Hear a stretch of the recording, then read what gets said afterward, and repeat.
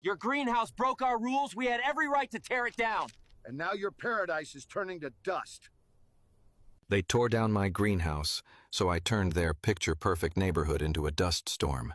When I pulled into my driveway after a weekend away, I froze in disbelief. The greenhouse my wife and I built 15 years ago was gone.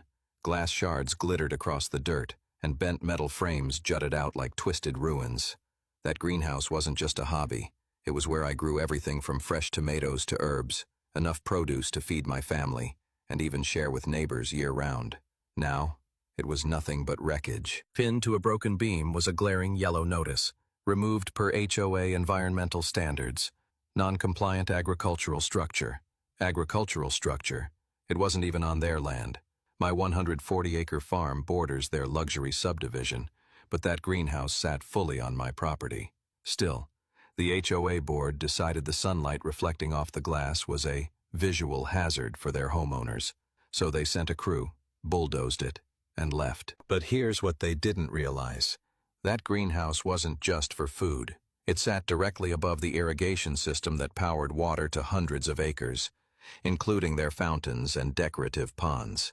The pumps, the filters, all of it was on my land, and I held the keys. I stood there, staring at the ruins, then walked straight to the pump house. I closed the valves, cut the pressure, and locked the doors. Within hours, their fountains ran dry. By the next day, their ponds shrank to muddy pits. By day 2, their lush golf course turned patchy and brown. By day 3, dust blew across their manicured streets. That's when Gary, the smug HOA president, showed up at my gate, dust clinging to his... He threw around lawyer threats. Too late. I had already filed a police report for unlawful destruction of property, already hired an attorney, and already handed aerial photos of their drying neighborhood to the local news. By day 4, chaos hit. Dust storms coated their luxury homes. Pools filled with grit.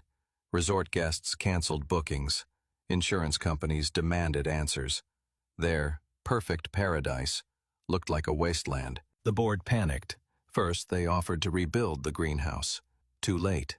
Then, they offered money. Not enough. Finally, they begged. That's when I gave my terms.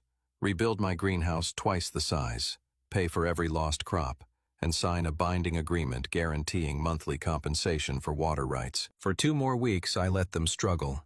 They had to truck in water, haul dirt, and face furious homeowners demanding resignations.